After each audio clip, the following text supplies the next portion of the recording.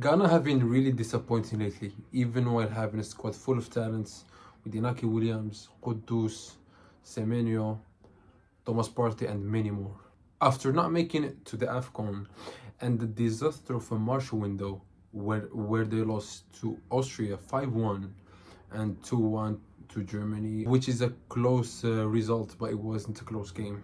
Their FA finally made a good decision by hiring a coach who is known by making teams better in a short notice, like he did with Egypt, where were bad, but after he took them to the final of the AFCON after beating Ivory Coast, Morocco, and Cameroon, and lost in the finals to Senegal, to a stacked Senegal team in penalties, and then after 2 months losing in the World Cup qualifiers to Senegal again at penalties too. I think you all remember the laser incident at Mo Salah. It was that game. So in a tough group with England, Croatia and Panama, can they make a deep run? England lately haven't been looking good. They lost to Japan, they drew to Uruguay the March window, but still they do have a good coach, even though his results aren't great lately, but they do have a good coach and some great players in the world. But the problem is, I think Kudus will be out. And if you don't watch Ghana, Kudus is the main man. It's not Semenyo, it's not Inaki Williams, even though Semenyo is having a way better season, but Kudus is always the man for Ghana.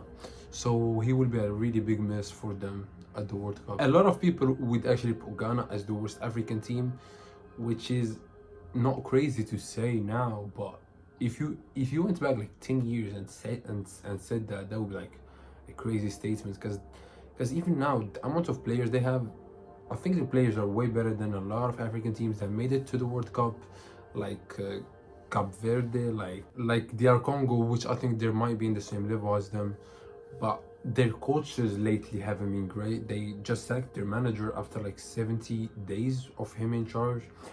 And now I think they've got the right decision with Carlos Queiroz. And Carlos Queiroz already went to the World Cup twice with Iran.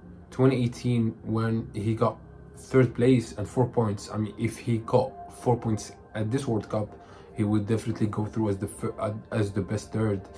But it wasn't back then, so he didn't. And in 2022, he was out at the group stages, but he was in a tough group with the USA, Wales, and England. So yeah, but I think Ghana has way better players than Iran, and in this tournaments, all it comes down to is the players for me. Honestly, for me, it comes down to the players and the quality you have.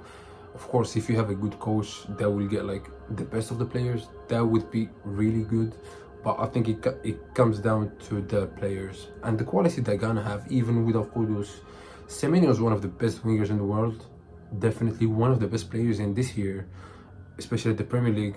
And Inaki Williams, who chose them late at 29, but still, he's a good player and he's so fast, can score goals, can play as a striker, as a winger. They got Partey, even though he's past his prime, but I don't think he plays for Villarreal a lot, but still his quality is undeniable. And a lot of other players like Zico, he plays for Fenerbahce, he's a centre back. They've got the quality. So in their group, I think they will advance. I think if they don't win against Panama, honestly, they don't deserve to be there. They have the quality to beat Panama. They have the quality to advance. They can even scratch a draw against Croatia, and this current England side, they might even catch a draw against them.